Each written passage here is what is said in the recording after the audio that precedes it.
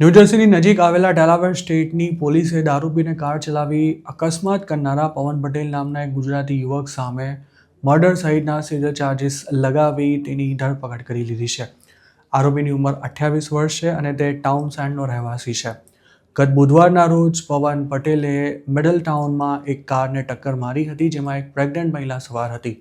અકસ્માત થયો તે પહેલા આરોપીએ રેડ સિગ્નલ પણ જમ્પ કર્યું હતું. પોલીસના જણાવ્યા અનુસાર ડિસેમ્બર 3ના રોજ રાત્રે 9:30 વાગે જેમિસન કોર્નર રોડ પર અકસ્માત થયો હતો, જેમાં જીપ ગ્રેન્ડ ચેરોક અને માઝદા CX-9 વચ્ચે ટક્કર થઈ હતી. ટ્રાફિક સિગ્નલ તોડનારી જીપ ગ્રેન્ડ ચેરોક પવન પટેલ ચલાવી રહ્યો હતો, જે માઝદાની પેસેન્જર સાઇડ સાથે ટકરાઈ હતી. તે કારમાં 31 વર્ષની પ્રેગ્નન્ટ મહિલા સવાર હતી, જેને અકસ્માતને કારણે સામાન્ય ઈજા થતાં તેને તાત્કાલિક હોસ્પિટલમાં ખસેડવામાં આવી હતી.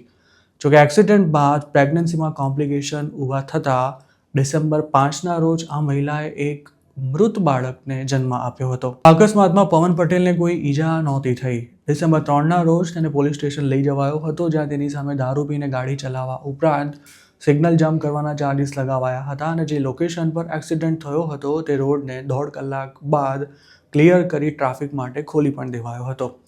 જોકે એક્સિડન્ટ પછી હોસ્પિટલ લઈ જવાયેલી મહિલાએ 3 દિવસ બાદ મૃત બાળકને જન્મ આપ્યા પછી પોલીસે ડેલવર ડિપાર્ટમેન્ટ ઓફ જસ્ટિસ સાથેના કન્સલ્ટેશન બાદ આરોપી પવન પટેલ સામે વધારાના ચાર્જીસ દાખલ કર્યા હતા અને તેને અરેસ્ટ કરી જેલમાં મોકલી દેવાયો હતો.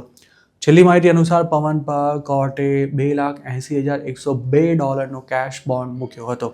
તેના પર બેફામ ડ્રાઇવિંગ કરી કોઈનું મોત નિપજાવવા ઉપરાંત અસોલ્ટ ફર્સ્ટ ડિગ્રી, ફેલોની વખતે હથિયાર સાથે રાખવા ઉપરાંત DOI, સ્પીડિંગ અને ટ્રાફિક સિગ્નલ તોડવાના ચાર્જીસ લગાવવામાં આવ્યા છે.